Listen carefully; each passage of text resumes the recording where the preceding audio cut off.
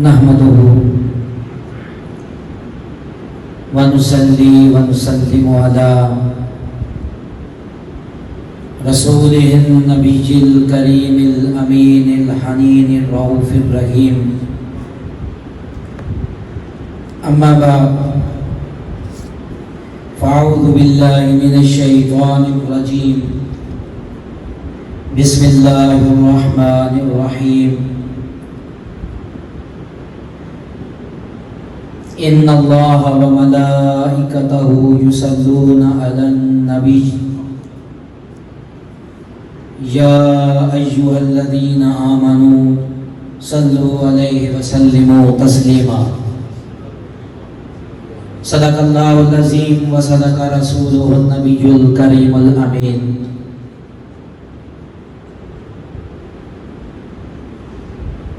اللهم صل على سيدنا ومولانا محمد وعلى آله وصحبه وبارك وسلم الصلاة والسلام عليك يا سيدي يا رسول الله وعلى آلك وأصحابك يا حبيب الله۔ اللہ رب العزت کے فضل و کرم سے اور اس کی عنایتوں سے رحمتوں سے بحمدہ تعالی بفضلہ تعالی آج ہم زندگی میں ایک بار پھر نماز جمعۃ المبارک ادا کرنے کے لیے جمع ہوئے ہیں۔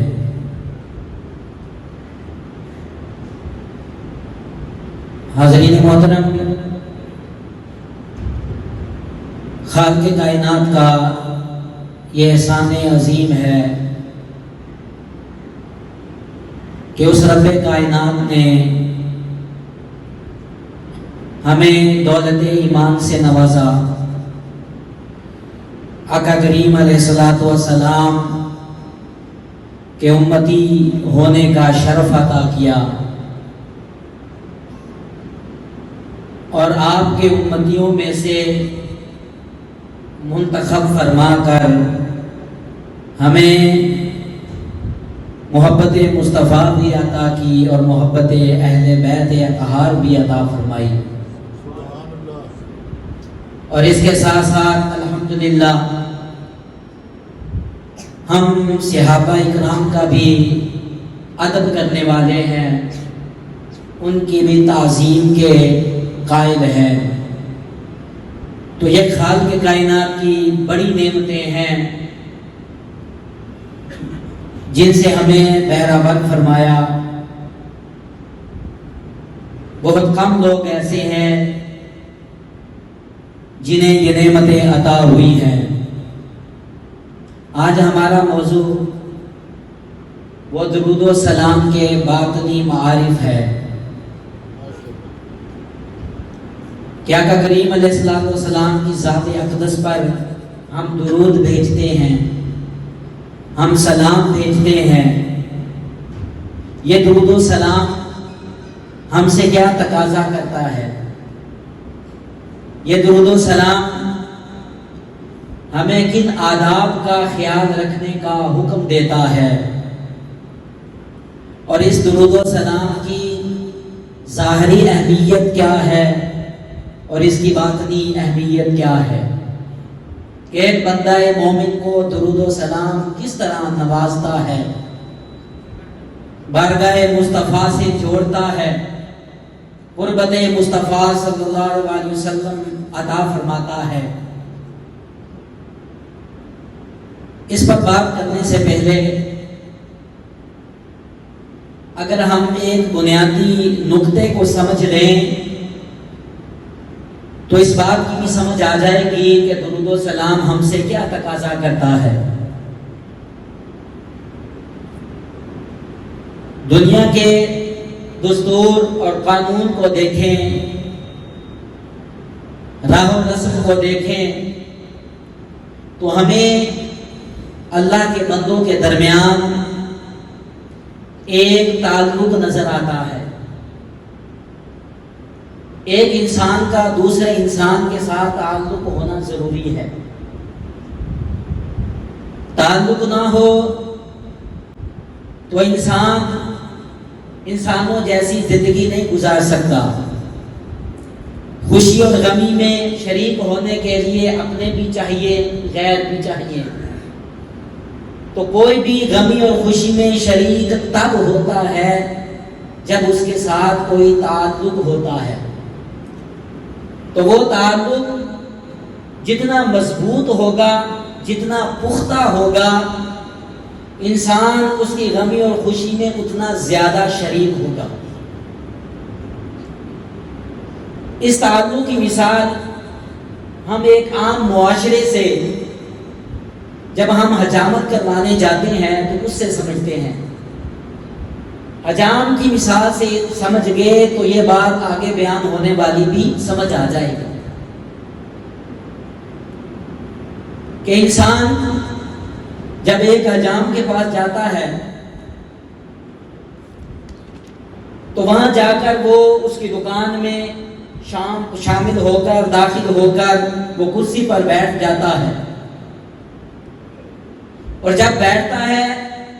تو پھر اپنا سارا کچھ اس کے سپرد کر دیتا ہے. اور اگر وہ حجام ایک بادشاہ کا حجام ہو، حجامت کرنے والا ہو، تو اس کا بڑے سے تعلق قائم ہونے کا آغاز ہو جاتا ہے. وہ بادشاہ کے پاس جاتا ہے، ہفتے میں ایک بار جاتا ہے، وہ بادشاہ کی حجامت کرتا ہے، اس کے ناخن کاٹتا ہے، بال کاٹتا ہے، اس کا خط کرتا ہے، بادشاہ کو سنوارتا ہے، خوبصورت بناتا ہے. جب وہ بادشاہ کو سنوار کر خوبصورت بنا کر واپس گھر آتا ہے تو اس کے اندر ایک خوشی محسوس ہوتی ہے کہ میں ایک بڑے انسان کے پاس، سلطنت کے بادشاہ کے پاس گیا، میں نے اس کو سنوارا، میں نے اس کو خوبصورت بنایا اور بادشاہ کو خوش کر دیا. اس طرح میرے تعلق کی مضبوطی کا آغاز ہو گیا. ایک دن وہ بادشاہ کی حجامت کرنے گیا تو اسے دیر ہو گئی. اب دیکھیں، ہم جاتے ہیں تو ہم جا کر دکان میں بیٹھ جائیں تو اپنی باری کا انتظار کرتے ہیں. لیکن جب ایک حجام بادشاہ کے پاس جاتا ہے تو وہ جب بادشاہ کے پاس جانا ریگولر ہوتا ہے تو پھر جس وقت وہ حجام لیٹ ہو جائے، دیر سے آئے، تو اس وقت حجام بادشاہ کا انتظار نہیں کرتا بلکہ وہ بادشاہ ہو کر ایک حجام کا انتظار کرتا ہے کہ کب وہ آئے، میرے بال کاٹے، مجھے سنوارے، مجھے خوبصورت بنائے، میں اپنی رعایا کے پاس جا کر احکامات جاری کروں. وہ اس انتظار میں ہوتا ہے. تو اس حجام کو بھی ایک دن دیر ہو گئی، بادشاہ انتظار میں تھا، دیر سے آیا. دیر سے آنے پر اس بادشاہ نے پوچھا، آج بڑی دیر کر دی، کب سے میں تیرے انتظار میں تھا؟ تو وہ کہتا ہے کہ بادشاہ، میرے علاقے میں ایک غاصب بندہ رہتا ہے جو لوگوں کے حقوق غصب کرتا ہے، لوگوں کے حقوق کا استحصال کرتا ہے. وہ بڑا ظالم ہے. اس نے مجھ پر بھی بڑا ظلم کیا.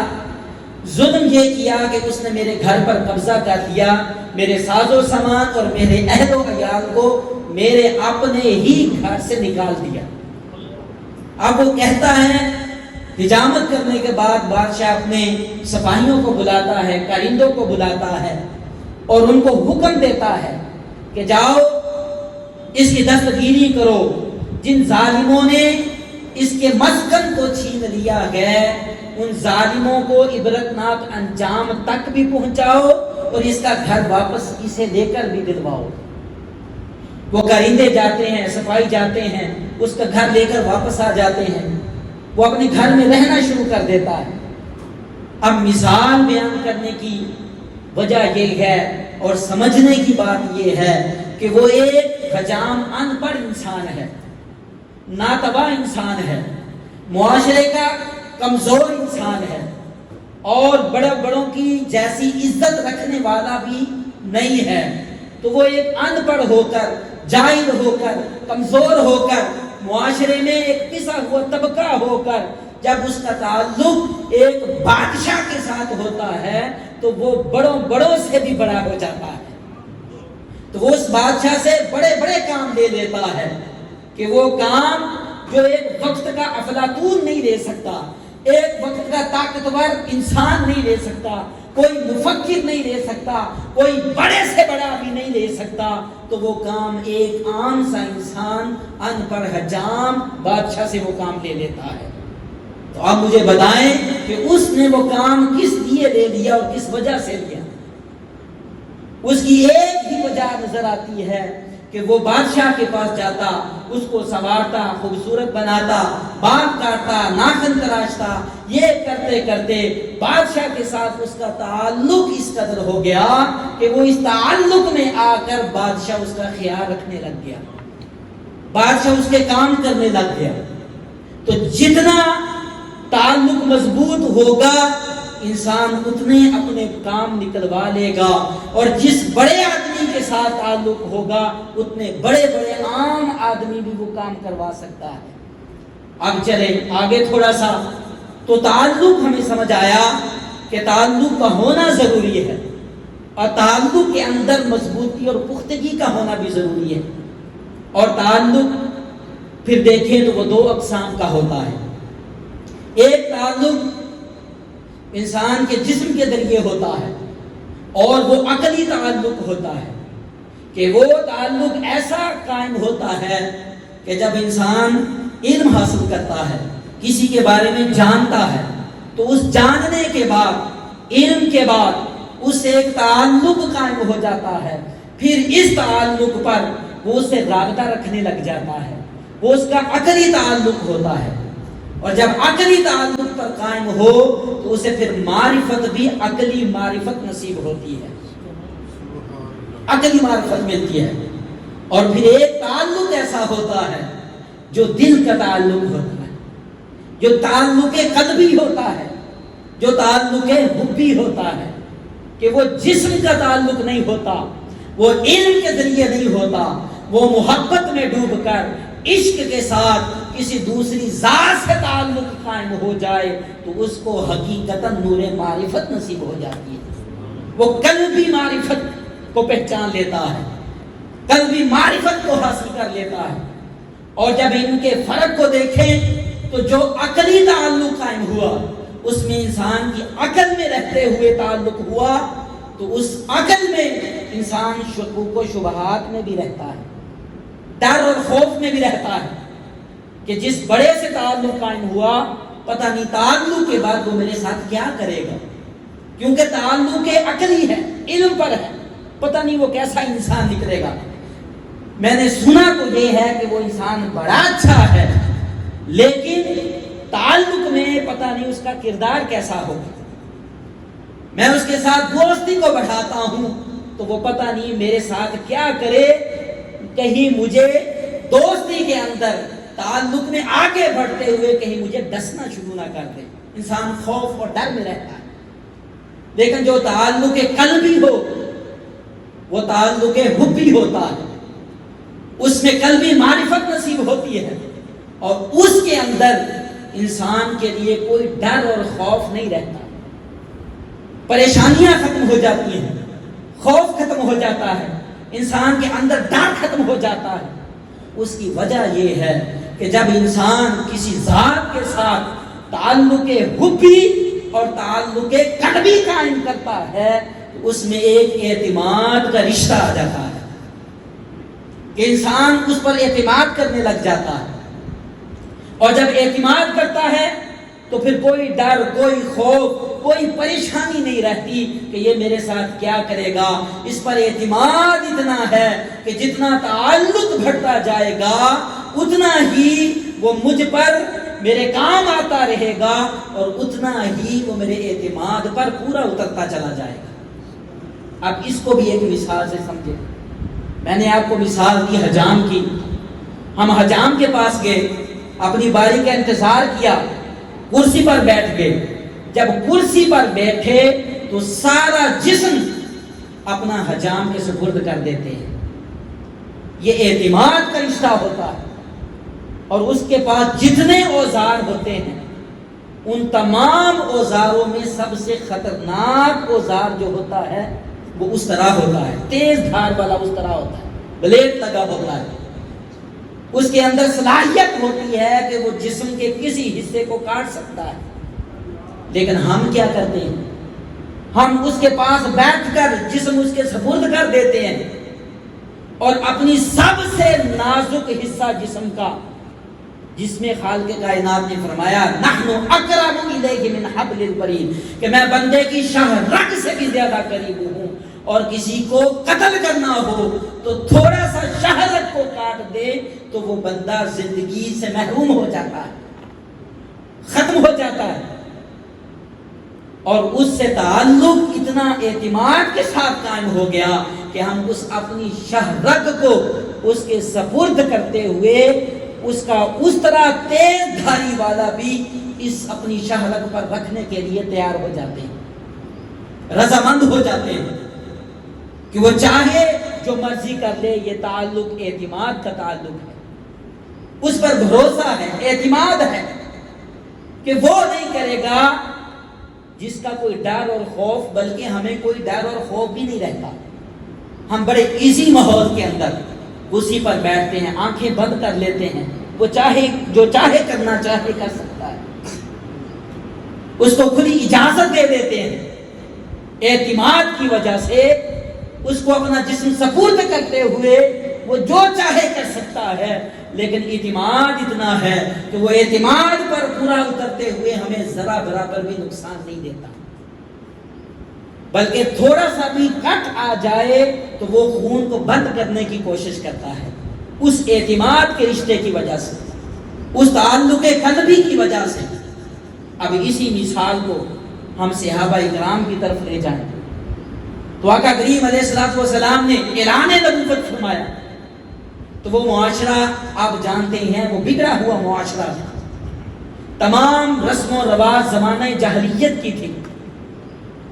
جس میں کوئی ایک کام بھی انسانوں والا کام نہ تھا، وہ بگڑا ہوا معاشرہ جب آقا کریم علیہ الصلوۃ والسلام پر ایمان دے آتا ہے تو ایک صحبت مصطفیٰ، سنگت مصطفیٰ کی وجہ سے کہ وہ نہ پڑھے ہوئے ہیں، نہ بڑے بڑے اعلیٰ تعلیم یافتہ ہیں، نہ بڑے فلاسفر ہیں، نہ عالم ہیں، نہ عارف ہیں، دنیا کے علوم و فنون سے اتنے واقف نہیں ہیں، لیکن ایک سنگت مصطفیٰ اور صحبت مصطفیٰ اور تعلق مصطفیٰ نے اتنا عظیم بنا دیا کہ بڑے بڑے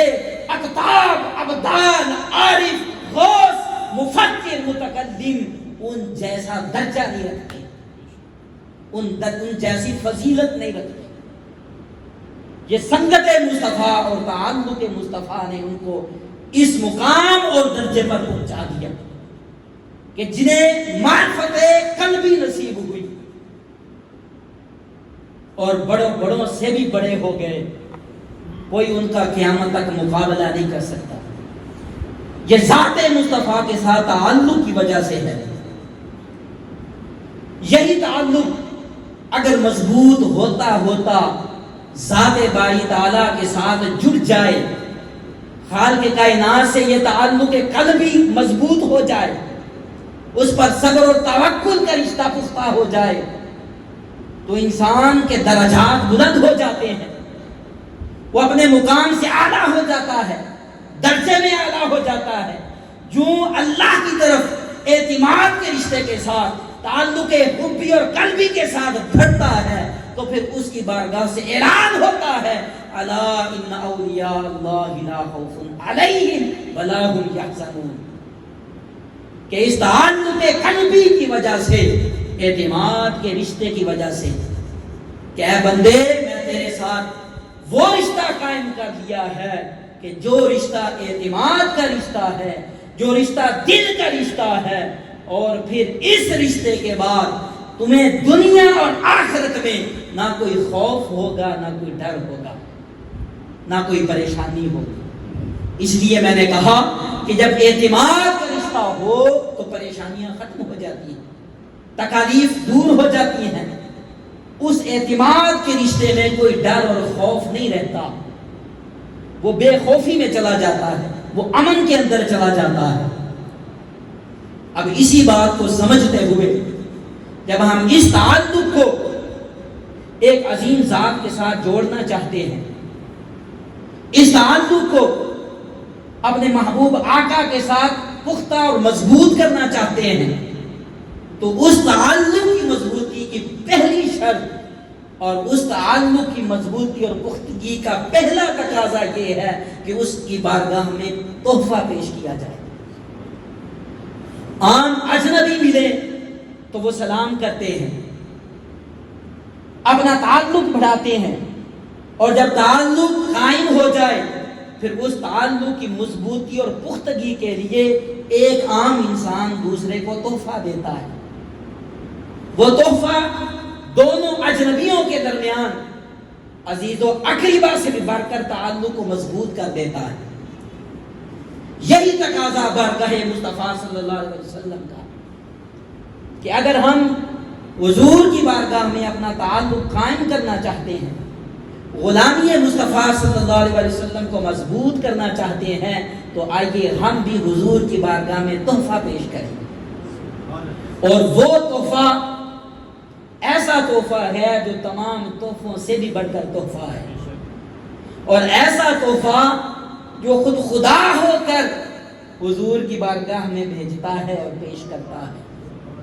جسے کسی ذات کی کسی فعل کی حاجت نہیں، وہ بھی بارگاہ مصطفیٰ میں درود و سلام کا تحفہ بھیجتا ہے، اور اپنے بندوں کو بارگاہ مصطفیٰ صلی اللہ علیہ وسلم میں تحفہ پیش کرنے کا حکم دیتا ہے، اور حکم بھی ایسا کہ فرمایا ان اللہ و ملائکتہ یصلون علی النبی، کہ بے شک اللہ اور اس کے فرشتے نبی کریم صلی اللہ علیہ وسلم پر درود بھیجتے ہیں۔ یا ایھا الذین آمنوا صلوا علیہ وسلموا تسلیما، اور پھر اہل ایمان کو بارگاہ مصطفیٰ میں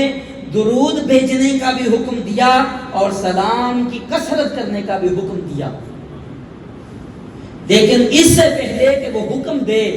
وہ پہلے اپنے کرنے کی خبر دیتا ہے، اپنے فعل کی خبر دیتا ہے کہ میں تمہیں درود و سلام کا حکم نہیں دے رہا، کہ اس سے پہلے حکم دینے سے پہلے میں تمہیں اپنے فعل کی خبر دیتا ہوں، میں تمہیں اپنی سنت کی خبر دیتا ہوں، بعد میں تمہیں حکم دیتا ہوں کہ میرے محبوب پر درود و سلام بھیجنا۔ ویسے نہیں کہہ رہا، اس پر میں خود عمل کر کے تمہیں خبر دے کر پھر بارگاہ مصطفیٰ میں درود و سلام کا حکم دیتا ہوں۔ اس لیے فرمایا ان اللہ و ملائکتہ یصلون علی النبی، کہ اللہ اور اس کے فرشتے آقا کریم علیہ الصلوۃ والسلام پر درود و سلام بھیجتے ہیں، اور یہ سنت الہیہ ہو گئی، یہ فعل خدا ہو گیا، اور یہ حکم دے کر فرمایا کہ میں صرف خود نہیں بھیجتا بلکہ اپنے فرشتوں کو بھی اپنے ساتھ شریک کرتا ہوں، کہ اپنے فرشتوں کو بھی ملا کر ذات مصطفیٰ پر درود و سلام بھیجتا ہوں۔ ان اللہ و ملائکتہ یصلون علی النبی، کہ اپنے فعل کی خبر دی، اپنی سنت کی خبر دی، پھر اے اہل ایمان تمہیں اس کرنے کا حکم دیتا ہوں، اور جب حکم دے دیا تو سمجھ لینا کہ میں خدا ہو کر اور اپنے ملائکہ پیدا کر کے تمہیں درود و سلام کا حکم دیتا ہوں، اور اپنے درود و سلام کی سنت کو بتاتا ہوں کہ یصلون علی النبی، کہ پیچھے اللہ کا ذکر ہوا، ملائکہ کا ذکر ہوا، لیکن صیغہ ایک ہی ارشاد فرمایا، یصلون جمع کا صیغہ فرمایا کہ میں بھی بھیجتا ہوں اور میرے ملائکہ بھی بھیجتے ہیں، اور یہ بھیج کر میں اپنے ساتھ ملائکہ کو بھی شریک کرتا ہوں، اور اپنی سنت کی خبر دے کر، اپنے فعل کی خبر دے کر تمہیں حکم دیتا ہوں کہ اس ذات عظیم پر درود و سلام پیش کرنا۔ اور یہ بھی دیکھ لو، باری تعالیٰ فرماتا ہے کہ میں خدا ہو کر کوئی فعل نہیں کرتا، نماز نہیں پڑھتا، روزہ نہیں رکھتا، زکات نہیں دیتا، حج نہیں کرتا، لیکن اپنے بندوں کو کرنے کا حکم دیتا ہوں، لیکن جب باری درود و سلام کی آتی ہے تو پھر میں اپنے بندوں کے ساتھ شریک ہوتا ہوں، ہر فعل میں جدا رہتا ہوں۔ درود و سلام وہ عمل ہے جس میں اپنے بندوں کے ساتھ، ملائکہ کے ساتھ شریک ہوتا ہوں۔ تو پتہ یہ چلا کہ جو اس کی ذات میں شریک کر دے وہ شرک ہے، اس کی صفات میں شریک کر دے وہ شرک ہے، اس کے افعال میں شریک ہو جائے وہ شرک ہوتا ہے، لیکن جو درود و سلام میں اس ذات کے ساتھ شریک ہو جائے وہ ایمان بنتا ہے۔ اور انسان میں ایمان کے اعلیٰ درجے پر پہنچتا ہے،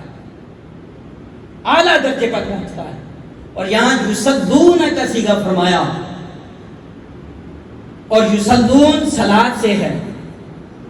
اور صلاۃ کے کئی معنی ہیں، آپ نے سن رکھے ہیں۔ صلاۃ کا معنی دعا بھی ہے، برکت بھی ہے، صلاۃ بمعنی رحمت بھی استعمال ہوتا ہے، صلاۃ بمعنی استغفار بھی استعمال ہوتا ہے، اور صلاۃ بمعنی ذکر مصطفیٰ کی بلندی کے لیے بھی استعمال ہوتا ہے، معنی دیتا ہے۔ لیکن ایک عجیب بات کرنا چاہتا ہوں، وہ عجیب بات یہ ہے کہ صلاۃ کے 3 حرف، مادہ کے 3 حرف ہیں، صاد لام واو ہو یا صاد لام یا ہو، صلو ہو یا صلا ہو، ہر مادہ کے اندر اور ہر اصلی مادہ میں جب حروف مشتقات کی صورت میں نئے حرف بنتے ہیں تو ان حرف میں عربی کا قاعدہ یہ ہے کہ ایک مادہ سے 100 اور 1000 الفاظ بھی نکلے تو وہ اصل مادہ کا معنی قائم رہتا ہے، وہ اصل مادہ قائم رہتا ہے، اس اصل مادہ کا معنی ختم نہیں ہوتا۔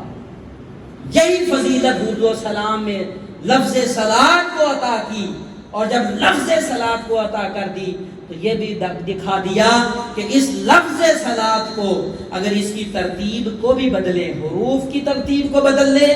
آپ اس کے مادے کی ترتیب کو بدل لیں، یہ معنی ایک ہی دیتا ہے، ترتیب بدلنے سے معنی نہیں بدلتا۔ چند مثالیں دیکھ لیں۔ اب اسی صلاۃ کے مادہ سے سالہ بھی نکلا ہے، جس کا مطلب ہوتا ہے حملہ کرنا، سالہ حملہ کرنا، اور حملہ اس طرح کہ حملہ کرنے والے جانور کو دیکھیں تو وہ شیر ہے، بلی ہے، چیتا ہے، کوئی درندہ جانور جب اپنے شکار کو پکڑنے کے لیے اپنے جسم کو سکیڑتا ہے اور سکیڑ کر اپنے اعضاء کو جمع کر کے وہ جب اپنے شکار کو پکڑتا ہے تو اس درندے کی حالت کو سالہ کہتے ہیں، کہ اس نے اپنے جسم کی طاقت کو جوڑ لیا، اعضاء کو جوڑ دیا، طاقت کو جمع کر لیا، جمع کر کے شکار پر حملہ کیا تو وہ شکار میں کامیاب ہو گیا۔ تو اس کا ایک معنی اجتماعیت کا معنی ہے، اجتماع کا معنی ہے۔ اور پھر مسولۃن جھاڑو کو کہتے ہیں، اسی سے نکلا، اور وہ جھاڑو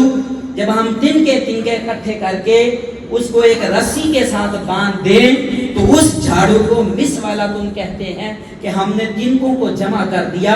اجتماعیت اور جمع کرنے کا معنی دیا۔ اور پھر تصویر کہ ہم کاشتکار جب جاتے ہیں کاشتکاری کے لیے فصلوں کے اندر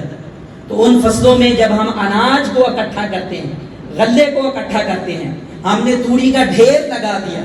اور جب اناج توڑی کا غلے کا ڈھیر لگا دیا تو اس کو تصویر کہتے ہیں کہ ہم نے تنکے کو جمع کر دیا۔ اور پھر اس کا ایک مادہ نکلنے والا لفظ لباس ہے، جو فالودہ سے ہے، کہ اس کے اندر شربت بھی ہے، کھویا بھی ہے، برف بھی ہے، اور طرح طرح کی چیزیں ہم نے شامل کر دی، نشاستہ کے لچھے بھی شامل کر دیے، اور بڑا مزیدار آتا ہے، سن کر کھانے کو دل چاہتا ہے۔ تو جب اس کھوئے میں ساری چیزیں جمع ہو گئی تو اجتماعیت کا معنی پیدا کرتے ہوئے اس کو لباس کہتے ہیں۔ اور اسی لباس سے شہد بھی ہے کہ اس میں مکھیاں طرح طرح کے پھولوں کو جمع کرتی ہیں۔ اور آگے چلیں تو اس سے ایک وسیلہ ہے کہ اونٹنی اور بکری کا وہ جانور جو جڑواں بچے دے، جمع کر دے دو بچوں کو، اس کو وسیلہ کہتے ہیں۔ اور اسی سے پھر آگے وصال ہے، قرب ہے، ملنا ہے، ملاپ ہے، اجتماعیت ہے، طاقتوں کو جمع کرنا ہے، یہ سارے معنی لفظ صلاح سے نکلتے ہیں اور ان سے نکلنے والے لفظ سے نکلتے ہیں۔ اور جب اس سے وصال نکلتا ہے تو پھر روحانیت کے بلند مرتبے پر پہنچ کر انسان کو محبوب کا وصال ملتا ہے، محبوب سے ملاقات ہوتی ہے، محبوب سے ملاق ہوتا ہے، تو وہ قرب و وصال کی گھڑیاں انسان کے لیے الصلاۃ بن کر آ جاتی ہیں، اور لفظ الصلاۃ کا مادے کا معنی دیتی ہیں کہ وہاں قرب ہو گیا، وصال ہو گیا، ملاپ ہو گیا۔ اور جب آپ کریم علیہ السلام کی ذات اقدس اور خالق کائنات کے درود بھیجنے کے عمل کو دیکھیں تو اس میں بھی ایک اجتماعیت کا معنی ہے اور دوسرا قرب و وصال کا معنی ہے، کہ فرمایا کہ الصلاۃ کا معنی جو اجتماعیت کا ہے، جو قرب و وصال کا ہے، کہ وہ اجتماعیت میں یصلون، کہ اے میرے بندو میں اور میرے فرشتے نبی کریم صلی اللہ علیہ وسلم پر درود بھیجتے ہیں، اجتماعیت کا معنی دے دیا۔ اور جب وصال اور قرب کا دیا تو فرمایا کہ شب معراج میں نے مصطفیٰ کو عرش کی بلندیوں پر لے جا کر، سدرۃ المنتہا سے بھی آگے لے جا کر ایسا محبوب کو قرب اور وصال عطا کیا کہ فکان قاب قوسین او ادنی ثم دنا فتدلی، کہ اس میں نہ کوئی جدا جدا رہا، نہ کوئی رکاوٹ رہی، وہ قرب و وصال کی گھڑیاں جو مصطفیٰ کو شب معراج میں عطا کی، وہ قرب و وصال آج بھی جاری ہے، ابد تک جاری رہے گا، اور قیامت میں بھی مصطفیٰ کو وہ قرب و وصال عطا کیا جائے گا۔ آقا کریم علیہ السلام کی ذات۔ پھر فرمایا جب میرے فعل کو دیکھ لیا اور یہ بھی دیکھ لیا کہ میں نماز، روزہ، حج، زکات کچھ ادا نہیں کرتا، اور میں نے قرآن میں جہاں ذکر کیا اس کو فعل کے ساتھ ذکر کیا، اقیم الصلاۃ، نماز پڑھو، وآتوا الزکات، زکات دو، اسی طرح میں نے روزے کا حکم دیا، یا ایھا الذین آمنوا کتب علیکم الصیام، تو فعل کے ساتھ ذکر کیا، حج کا فعل کے ساتھ ذکر کیا، ساری عبادات فعل کے ساتھ ذکر کی، لیکن درود و سلام کو فعل کے ساتھ خاص نہیں کیا، اس کو جملہ اسمیہ بنا کر نہ اس کو درود و سلام کو نہ ماضی کا محتاج بنایا، نہ حال کا محتاج بنایا، نہ مستقبل کا محتاج بنایا، جملہ اسمیہ بنا کر ان اللہ فرما کر فرما دیا کہ مصطفیٰ پر دائمی درود بھیجو، کہ مصطفیٰ پر خدا بھی پہلے سے بھیج رہا ہے، قیامت تک بھیجتا رہے گا۔ اے ایمان والو، تم بھی وقت کو مقید نہ کرو، ہر دم مصطفیٰ پر درود و سلام بھیجو، وہ رات کی گھڑی ہو، وہ دن کا اجالا ہو، وہ 24 گھنٹوں میں کوئی لمحہ ہو، ان اللہ وملائکتہ یصلون علی النبی، جملہ اسمیہ بتاتا ہے کہ اس میں کوئی زمانہ نہیں، یہ درود دائمی درود ہے، دن رات 24 گھنٹے ہر وقت درود کی صورت میں، سلام کی صورت میں میرے مصطفیٰ کا نام لیا کرو، میرے مصطفیٰ کا ذکر کیا کرو۔ یہ عظمت درود و سلام کو عطا فرمائی۔ اور آگے جب ہم درود و سلام کو دیکھیں تو ایک اور بات کا بھی پتہ چلتا ہے کہ ساری عبادات وہ سنت مصطفیٰ ہے اور درود و سلام سنت خدا ہے۔ اللہ نے اپنی عبادات نازل فرمائی، احکامات نازل فرمائے، آقا کریم علیہ السلام نے نماز پڑھی، روزہ رکھا، حج کیا، زکات دیا، جو جو مصطفیٰ کرتے رہے ان اداؤں کو خدا عبادت بناتا رہا، عبادت بناتا رہا، اور عبادت بنا کر وہ عبادت خدا کی ہوئی، فعل کس کا ہوا؟ مصطفیٰ کا ہوا۔ عبادت خدا کی، فعل مصطفیٰ کا، لیکن درود و سلام میں یہ نہیں رکھا، بلکہ اس کو اپنی سنت بنا کر اپنا ہی فعل بنا دیا، اور سنت الہی اور سنت نبوی صلی اللہ علیہ وسلم میں موازنہ یہ کر دیا، اگر اہل عشق سے پوچھیں تو وہ بتائے گا کہ جب تم غور کرو گے، تمہیں سمجھ سنت الہی کیا گئی، تمہیں سمجھ سنت مصطفیٰ کیا گئی، تو تم اس نتیجے پر پہنچو گے، تمہارا عشق تمہیں اس درجے پر لے جائے گا کہ تمہیں پتہ چل جائے گا کہ اب اس درجے پر نماز سے بھی افضل درود و سلام ہے۔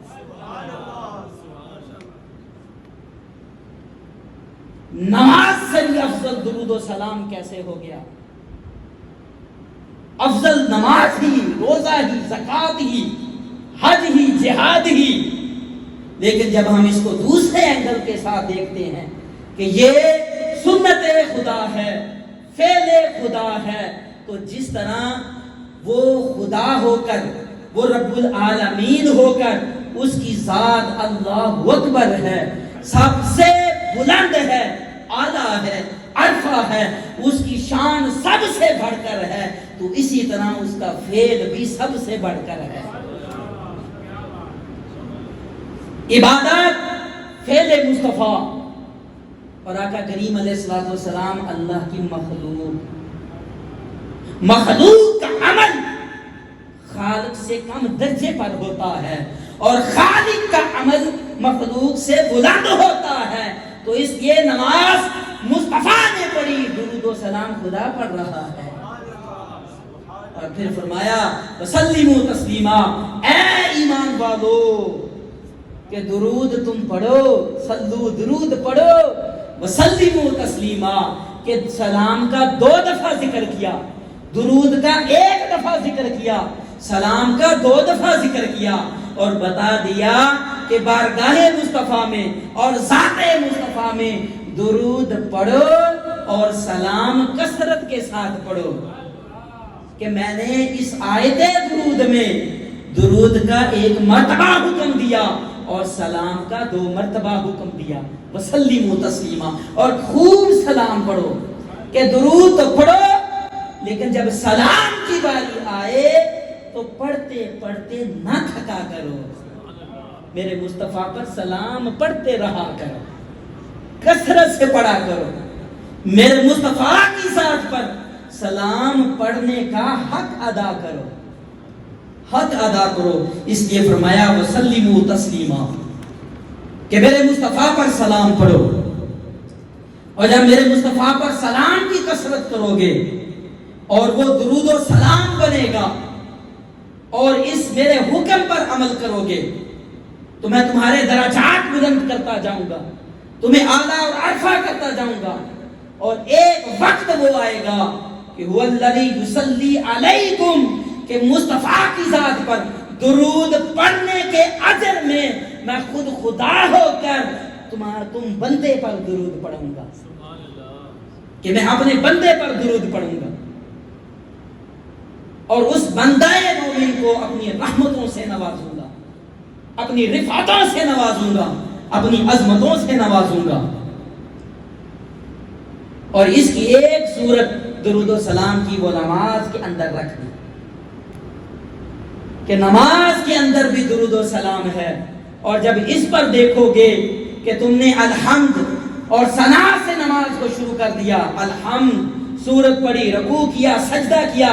اتحیات میں بیٹھ گئے، اور جب اتحیات میں گئے تو پہلے میرے مصطفیٰ پر سلام پڑھو، پھر میرے مصطفیٰ پر درود پڑھو، اور نماز میں سلام 1 مرتبہ رکھا اور درود 2 مرتبہ رکھا، اور اس کی حکمت یہ کہ سلام کو اس درجے میں رکھا تحیات میں جو تمام فقہاء کے نزدیک فرض ہے یا واجب ہے، اس درجے میں رکھا کہ السلام علیکہ ایھا النبی، کہ اے نبی کریم صلی اللہ علیہ وسلم آپ پر سلام ہو، آپ پر سلام ہو، اور جب سلام پڑھ لیا نماز مکمل ہو گئی؟ نہیں، فرمایا اب میرے مصطفیٰ پر سلام پڑھ لیا، اب تمہارا اعتماد کا تعلق قائم ہو گیا۔ جب سلام پڑھ کر تم نے تعلق قائم کر دیا، اب توحید و رسالت کی شہادت دو۔ اشہد ان لا الہ الا اللہ، شہادت دی توحید کی، رسالت کی۔ نماز مکمل ہوئی؟ نہیں، فرمایا اب درود تو باقی ہے۔ اللہم صلی علی، اللہم بارک علی، اب 2 مرتبہ میرے مصطفیٰ کی ذات پر درود بھیجو۔ درود نہ پڑھنے سے جن کے نزدیک نماز نہیں ہوتی، اتحیات نہ پڑھنے سے ان کے نزدیک نماز بھی نہیں ہوتی، کہ سلام ضروری رکھ دیا اور درود ان کے نزدیک بھی رکھ دیا جو مانتے ہیں یا نہیں مانتے، تو درود بعد میں رکھا، سلام پہلے رکھ دیا، اور فرمایا کہ وہ نماز سے اس کو چھٹکارا نہیں مل سکتا، وہ نماز سے نکل نہیں سکتا جب تک وہ میرے مصطفیٰ کی بارگاہ میں درود و سلام پیش نہیں کر لیتا۔ اور حکم بیان کر دیا امام شافعی رحمۃ اللہ علیہ کے نزدیک کہ اس بندے کی نماز نہیں ہوتی جو ذات مصطفیٰ پر درود و سلام نہیں بھیجتا۔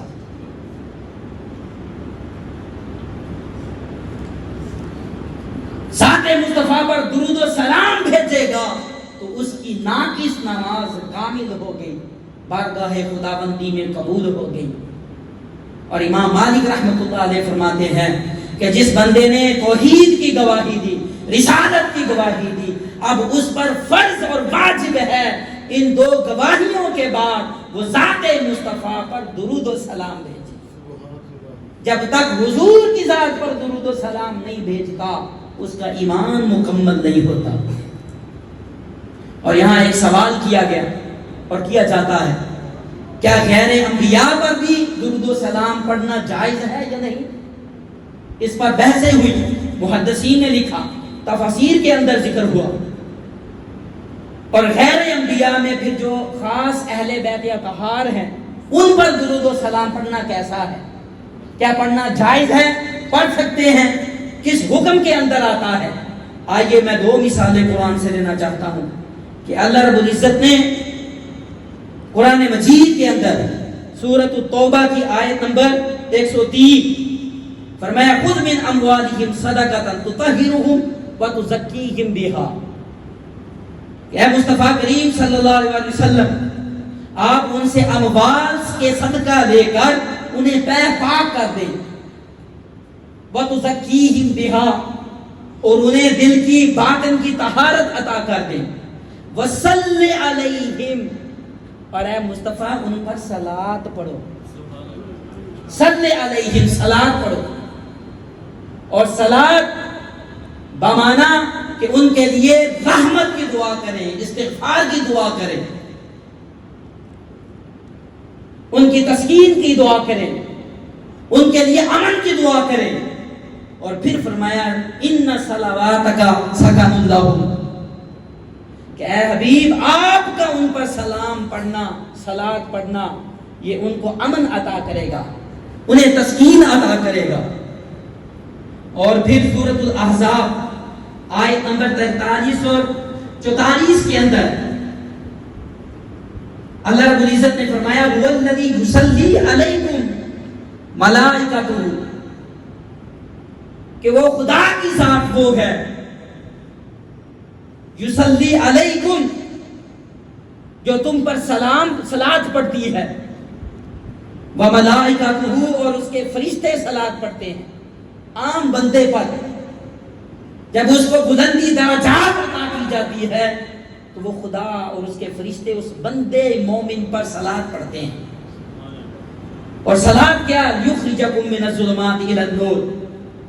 کہ وہ صلاۃ اس لیے کہ انہیں گمراہیوں کی ظلمتوں سے نکال کر ہدایت کے اجالے دکھائے جائیں، دوزخ سے نکال کر انہیں جنت عطا کی جائے، انہیں جہالت سے نکال کر علم عطا کیا جائے،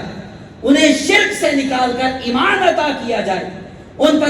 پر حجابات اٹھا کر تاریکیوں سے نکال کر انہیں اپنے انوار کی تجلیات انہیں دکھائی جائیں. اور جب بندے پر اللہ اور اس کے فرشتے صلوات پڑھیں تو وہ ظلمت و اندھیروں سے نکالتا ہے, انہیں نور عطا کرتا ہے. تو یہاں دیکھیں جو ہے ہی نور, تو اس کے لیے صلاۃ و سلام کی کیا ضرورت ہے. ذات مصطفیٰ تو ہدایت پر ہے, ذات مصطفیٰ نور حق ہے, تو پھر ان پر درود و سلام کیا. فرمایا کہ میں عام بندے کو درود و سلام کے ذریعے اس کو ظلمت و اندھیروں سے نکالتا ہوں, جہالتوں سے نکالتا ہوں. میرا مصطفیٰ پہلے ہی نور والا ہے, پہلے ہی ہدایت والا ہے. جب میں اپنے مصطفیٰ پر درود بھیجتا ہوں تو میں بتاتا ہوں کہ میں درود و سلام بھیج کر میں نے مصطفیٰ کو وہ رحمت عطا کر دی جس کے صدقے کائنات کو رحمت ملے گی, وہ برکتیں عطا کر دی جس کے صدقے کائنات کو برکتیں عطا کی, اور مصطفیٰ کو وہ ذکر کی بلندی عطا کی کہ جس جیسی ذکر کی بلندی کسی کو نصیب نہ ہو. رفعتیں عطا کی, شانیں عطا کی, عظمتیں عطا کی, اور مصطفیٰ کے ذکر کو بلند فرما دیا. اور پھر قیامت کے دن ایسے لوگوں پر خالق کائنات ان پر سلام بھیجے گا, یہ قرآن کہتا ہے. اور جب درود و سلام غیر انبیاء میں اہل بیت اطہار کی باری آئی تو آقا کریم علیہ السلام نے فرمایا کہ تم نامکمل درود مجھ پر نہ بھیجا کرو, دم کٹا درود نہ بھیجا کرو. وہ نامکمل اور دم کٹا درود کون سا؟ فرمایا کہ تم مجھ پر تو درود بھیجو, میری آل پر درود نہ بھیجو. اگر مجھ پر درود بھیجا اور میری آل پر درود نہ بھیجا, وہی درود نامکمل بھی ہے اور وہی درود دم کٹا بھی ہے. پھر کیسے بھیجیں؟ حضرت ابو ہریرہ رضی اللہ تعالیٰ عنہ نے فرمایا, روایت کرتے ہیں کہ آقا کریم علیہ السلام نے فرمایا من سرہ ان یکتال بالمکیال اوفا. فرمایا کہ اگر تم خوشی حاصل کرنا چاہتے ہو اور مکمل خوشی حاصل کرنا چاہتے ہو, اور اگر چاہتے ہو کہ تمہیں تمہارے نامہ اعمال کا پورا پورا بدلہ دیا جائے, تو فرمایا اذا صدى علینا اہل البیت, تو فرمایا جب تم میرے اہل بیت پر درود بھیجو تو تمہیں چاہیے کہ تم یوں کہو. کیسے؟ فرمایا اللہم صلی علی محمد النبی و ازواجہ امہات المؤمنین و ذریتہ و اہل بیتہ. کہ اللہ درود بھیج محمد مصطفیٰ پر, آپ کی ازواج پر, امہات المؤمنین پر, اور آپ کے اہل بیت اطہار پر. پھر کو کما صلیت علی ابراہیم انک حمید مجید. جب آل پر بھی درود و سلام بھیج دیا تو آقا کریم علیہ السلام نے فرمایا اب یہ دم کٹا نہ رہا, یہ نامکمل بھی نہ رہا, اب تم نے مکمل درود بھیج دیا. اب تمہیں جو نعمت عطا کی جائے گی وہ مکمل عطا کی جائے گی, جو خوشی عطا کی جائے گی وہ مکمل خوشی عطا کی جائے گی, اور جو تمہارا نامہ اعمال ہے اب اس کا بدلہ بھی تمہیں پورا پورا دیا جائے گا. پورا پورا بدلہ دیا جائے گا جب تم اہل بیت اطہار پر درود و سلام بھیجو گے. اور آقا کریم علیہ السلام کے توسل سے قرب اہل بیت اطہار تک پہنچو گے تو یہ ساری عظمتیں عطا کی جائیں گی. دنیا کی تکالیف دور ہوں گی, غم دور ہوں گے, پریشانیاں دور ہوں گی, تکالیف دور ہوں گی, کہ نامہ اعمال کا بدلہ پورا پورا دیا جائے گا. ایک کاف ہا یا عین صاد ہے, اور آپ نے اس کے معنی بیان فرمائے. وقت نہیں میں تفصیل میں جاؤں, صرف آپ کو خلاصہ بیان کرنا چاہتا ہوں. فرمایا کاف ای کفایت اللہ لنبیہ, اس سے مراد خالق کائنات نے فرمایا کہ میں اپنے مصطفیٰ کی کفالت کرنے والا ہوں, میں مصطفیٰ کے لیے کافی ہوں. جیسے فرمایا الیس اللہ بکاف عبدا, کہ اللہ اپنے بندے کے لیے کافی ہے. اور جب خدا کفالت کرنے والا ہے مصطفیٰ کی تو مصطفیٰ پر عظمتیں نازل فرماتا ہے, رحمتیں نازل فرماتا ہے. تو جس نے دنیا میں مصطفیٰ کی کفالت کی تو اس کو کیسے ایمان سے محروم رکھ سکتا ہے؟ کیسے ایمان سے محروم رکھ سکتا ہے؟ وہ ایمان کے اعلیٰ درجے پر ہو سکتے ہیں۔ حضور کی زندگی کا مطالعہ کریں تو حلیمہ سعدیہ نے 6 سال حضور کی کفالت کی۔ 2 سال آپ کے دادا حضرت عبد المطلب رضی اللہ عنہ نے فرمائی، اور یہ 8 سال نکال کر 50 سال تک 42 سال حضرت سیدنا ابو طالب نے کفالت کی۔ 42 سال تھوڑا عرصہ نہیں ہے، ایک زندگی ہے جو مصطفیٰ کی کفالت عطا کی، اور اس مصطفیٰ کی کفالت میں سیدنا ابو طالب کو ایمان سے محروم رکھا جاتا ہے۔ آخر کوئی وجہ تو ہے، وہ وجہ یہ ہے کہ آپ سیدنا ابو طالب کی ذات کو فتووں کی زد میں کیا گیا، فتوے دیے گئے کہ دادا حسین پاک کا فتووں کی زد میں ہے، دادا حسین پاک کا فتووں کی زد میں ہے۔ اب کیوں ہے کہ جب ایک مجرم جرم کرتا ہے تو اس جرم میں اس کو سزا دی جاتی ہے، ایک وجہ اناد ہوتی ہے۔ وہ وجہ اناد کیا ہے کہ بابا حسین پاک کا، دادا حسین پاک کا فتووں کی زد میں ہے۔ وجہ اناد یہ ہے کہ بابا علی کا ہے۔ صرف اس لیے فتوے لگائے جا رہے ہیں کہ مولا کائنات کے بعد ہیں، اس لیے ایمان سے محروم کیا جا رہا ہے۔ خیبر ہو، بدر ہو، خندق کا ہو بیان، جس کو بھی دیکھتے ہیں حوالہ علی کا ہے۔ آدم سے لے کر حشر تک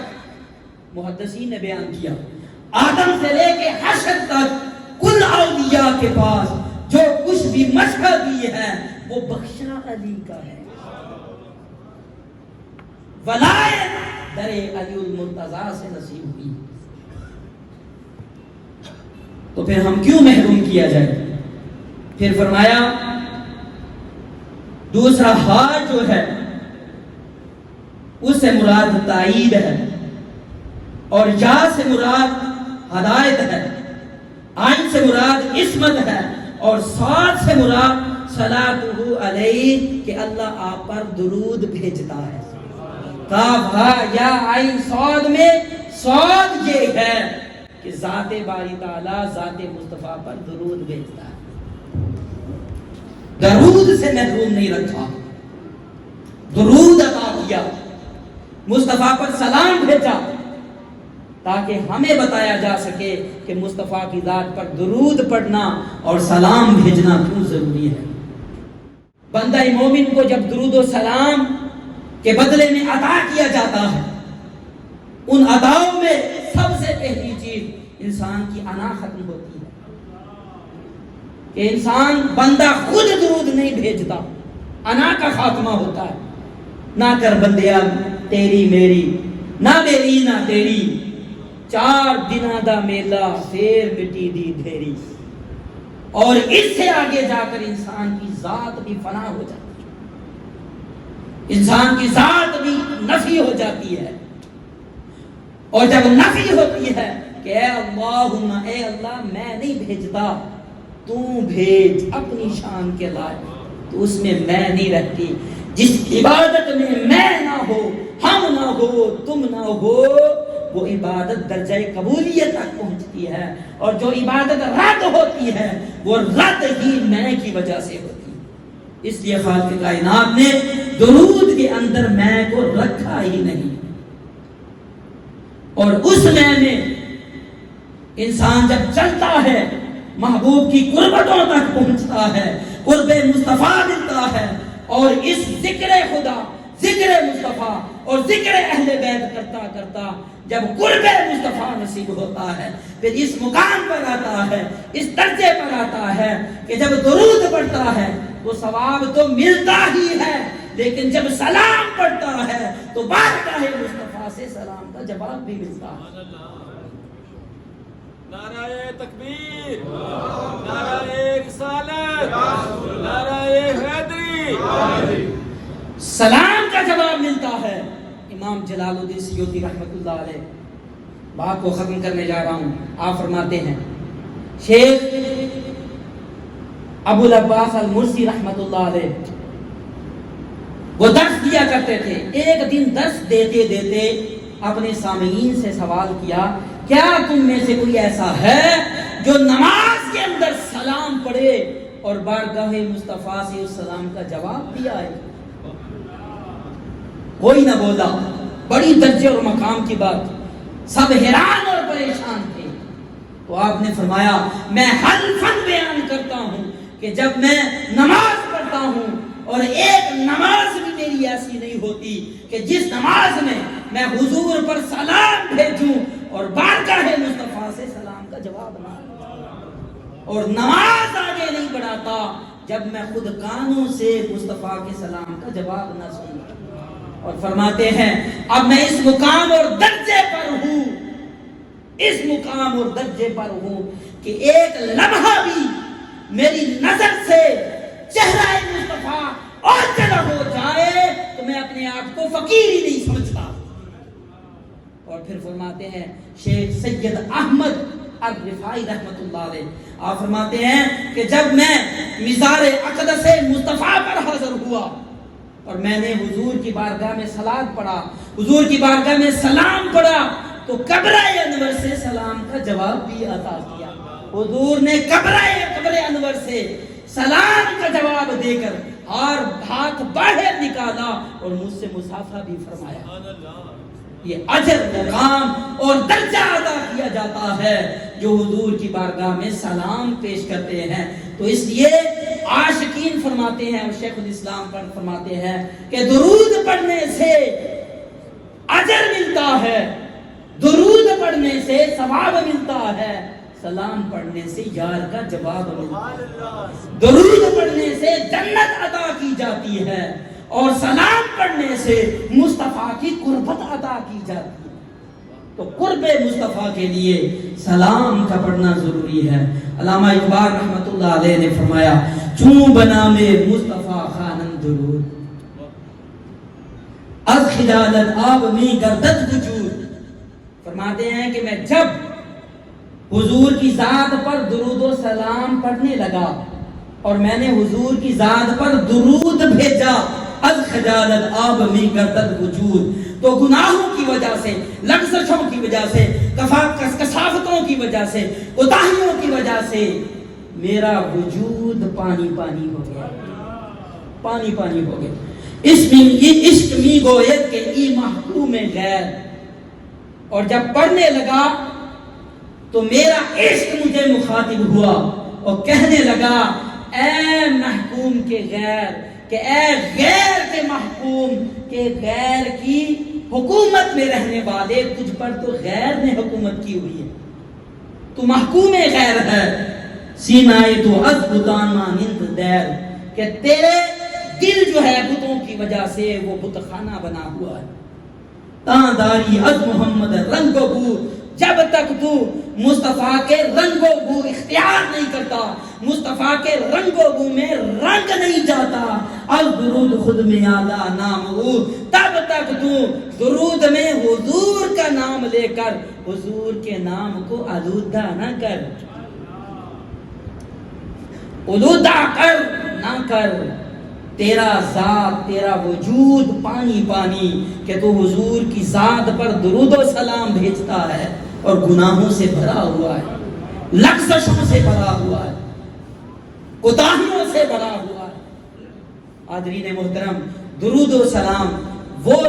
وظیفہ ہے جو خدا کی سنت ہے, جو خدا کا فعل ہے, جو ذکر مصطفیٰ بھی ہے, ذکر خدا بھی ہے اور ذکر اہل بیت بھی ہے. کہ کرم جب آلے نبی کا شریک ہوتا ہے لاکھ بگڑا کام ٹھیک ہوتا ہے, اور درود آلے نبی کی یہ فضیلت ہے کہ وہ لا شریک بھی اس میں شریک ہوتا ہے. دعا ہے کہ رب عظیم ان باطنی معارف کو سمجھنے کی توفیق عطا فرمائے. وما علینا الا البلاغ.